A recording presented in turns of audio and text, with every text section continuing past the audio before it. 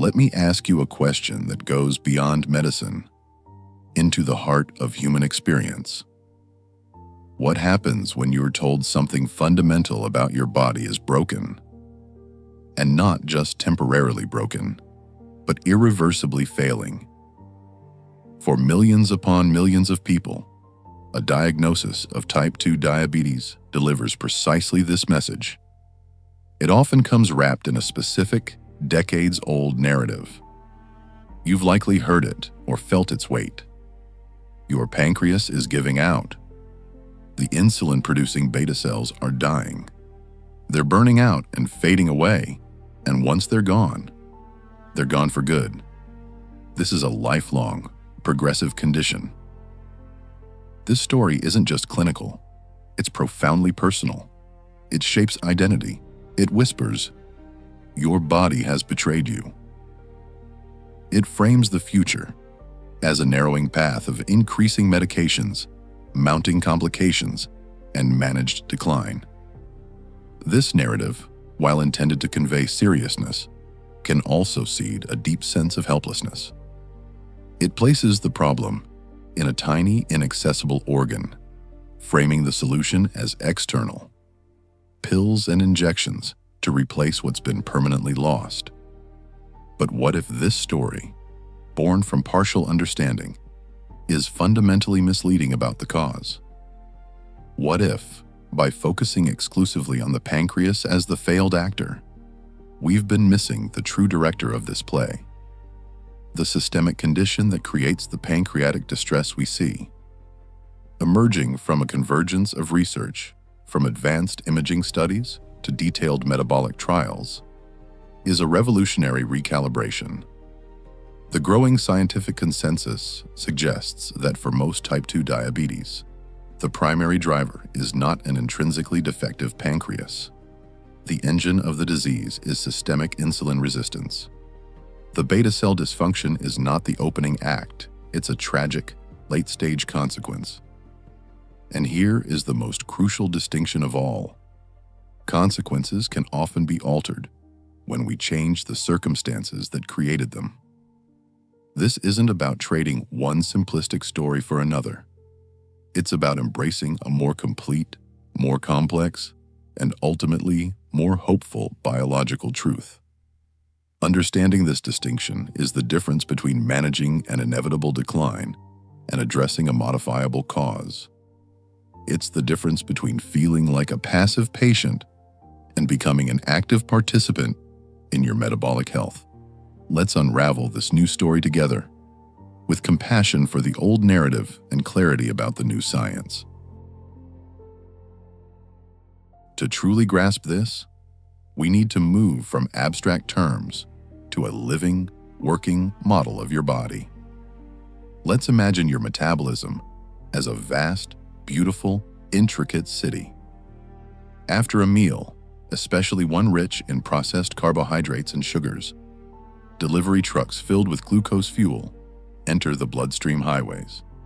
This fuel is destined for the city's power stations, your muscle cells, and your liver. But these facilities have secure gates. They don't accept just any delivery. This is where insulin, our essential traffic controller, comes in. Produced in the pancreas command center, insulin's job is exquisite. It travels to the muscle and liver factories, presents its unique clearance badge, and signals the gates to swing open. Glucose flows in, is converted to energy, and the city hums along. This is metabolic harmony: efficient, responsive, clean. Now, let's introduce the central problem: insulin resistance. This isn't a problem with the traffic controller. Insulin is still produced, still trying to do its job. The problem is with the gates themselves. They have become sticky, rusted, and unresponsive. The controller's signal is met with resistance. Why? Modern research points to a specific culprit: ectopic fat. Think of this as a failure of the city's waste management and storage systems. Your body has designated fat storage warehouses, your adipose tissue. But when these warehouses are overfilled or dysfunctional, fat begins to leak and be stored in the industrial zones themselves, inside the muscle cells, and critically, inside the liver. This intramuscular and intrahepatic fat isn't benign storage. It's active pollution. These fat droplets, through complex biochemical pathways involving molecules like diacylglycerols and ceramides, create local inflammation and directly gum up the intricate lock-and-key mechanism of the insulin receptor. It's like pouring syrup into the finely tuned gears of the factory gate. The body's response is immediate panic. With glucose backing up in the streets, hyperglycemia. The alarm bells ring at the pancreas command center.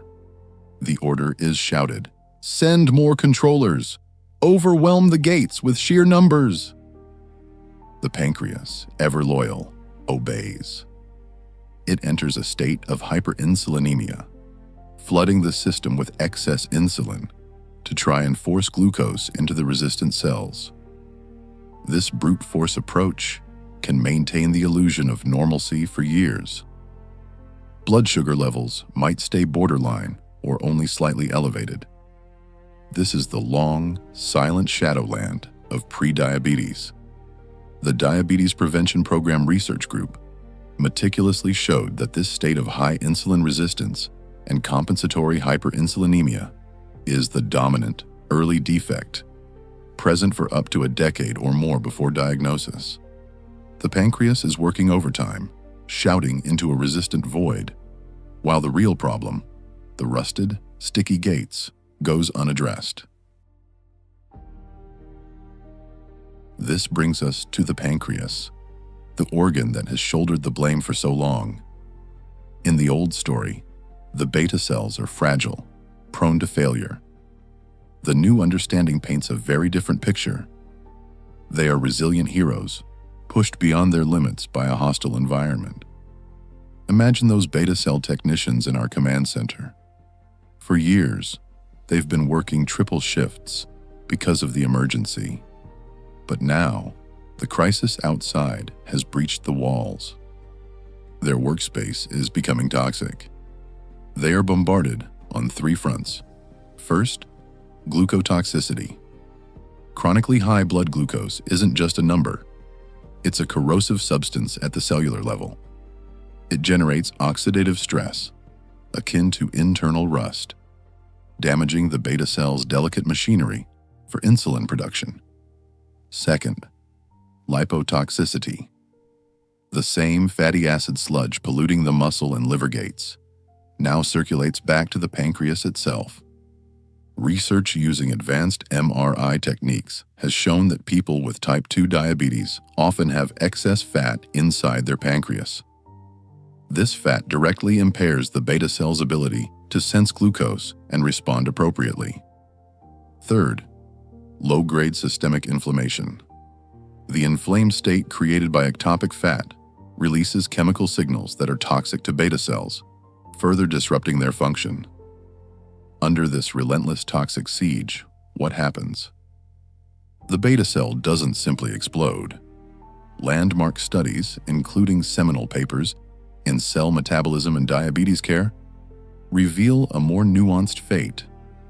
The beta cell enters a state of dedifferentiation. It's not death, it's a strategic retreat. The cell, to survive, shuts down its specialized high-energy operations. It stops being a finely tuned insulin factory and reverts to a more basic, survival-oriented state. It goes into hibernation. This critical insight changes everything. We have mistaken hibernation for death. We saw a non-functioning cell and assumed it was a dead cell. But a hibernating cell can, under the right conditions, be awakened. The work of Professor Roy Taylor at Newcastle University has been pivotal here. His team's counterpoint and direct studies demonstrated that reducing intrapancreatic fat through significant weight loss was directly associated with the normalization of beta cell function. The siege was lifted, and the sleeping cells reawoke. This is not theory, its documented metabolic recovery.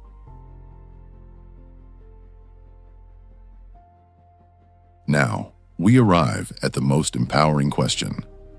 If insulin resistance is the driver, and beta cell hibernation its consequence, what happens when we decisively address the driver? Does the story actually rewrite itself? The clinical evidence is robust, consistent, and deserves to be shouted from the rooftops. The Diabetes Prevention Program, DPP, was our first major clue. It proved lifestyle intervention could slash diabetes risk by 58%. But the metabolic magic wasn't just in weight loss, it was in the dramatic improvement in insulin sensitivity it caused. By easing the demand on the pancreas, beta cell function was preserved. Prevention was possible because the primary driver was being managed. But what about after diagnosis? The old narrative said the die was cast. The UK Prospective Diabetes Study, UKPDS, initially reinforced this, showing declining beta cell function over time. However, later reanalysis revealed a crucial detail. This decline occurred while insulin resistance was steadily worsening. The intervention at the time, mainly early drug therapy, managed blood sugar but did little to address the root cause, the resistance. The beta cells continued to drown in a toxic tide. Then came the seismic shift. Remission studies. The Diabetes Remission Clinical Trial, DIRECT, published in The Lancet, was a landmark. Using a structured weight management program, it achieved something many thought impossible: sustained diabetes remission. At 1 year, 46% of participants were in remission, HbA1c under 6.5%, without diabetes medication.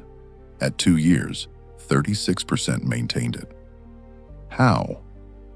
The mechanism was clear. The average 15-kilogram weight loss led to a drastic reduction in liver fat content.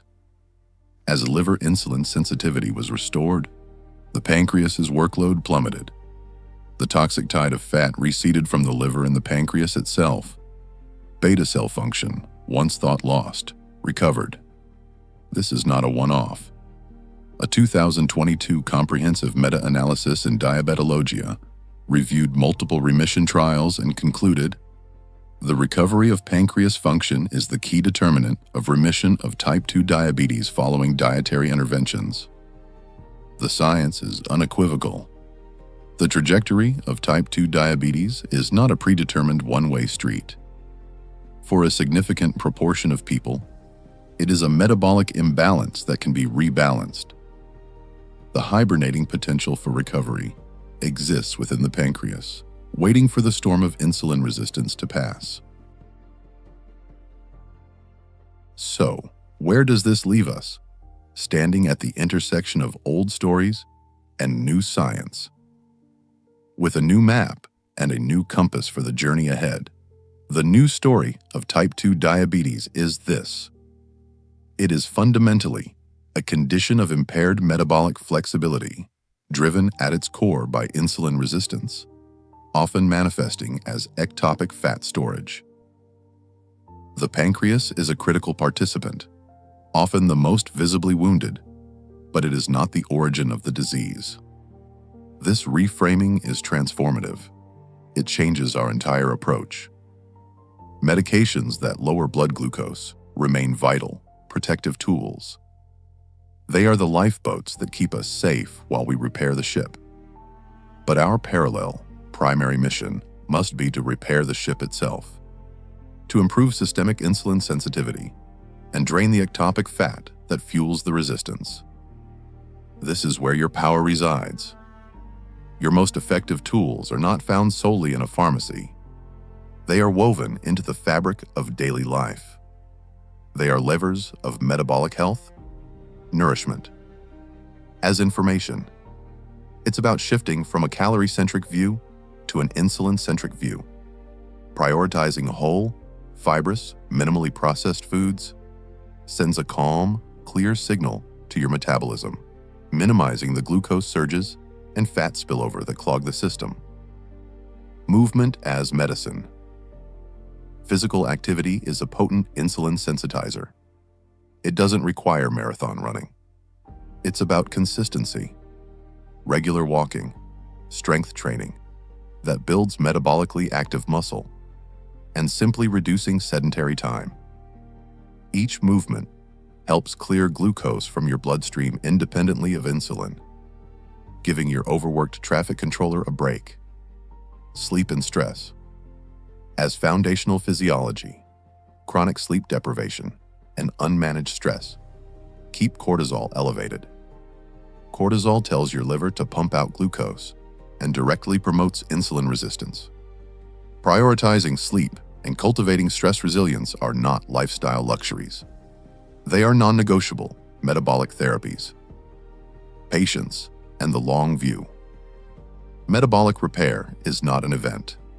It's a process. It's about consistent, sustainable shifts, not perfection. It's about building a metabolic environment where insulin can once again work with grace, and where your pancreatic beta cells can find peace and potentially resume their vital work. This new narrative doesn't promise a universal cure, but it solidly establishes the possibility of remission, a state of restored metabolic function for many. It replaces a story of passive decline with one of active engagement. It tells you that you are not the victim of a defective organ, but the steward of a complex, responsive system that is deeply influenced by how you live. You are not just managing a disease, you are cultivating metabolic health, and that is a journey grounded not in fear of the old story, but in the empowering, evidence-based hope of the new one. Thank you for watching.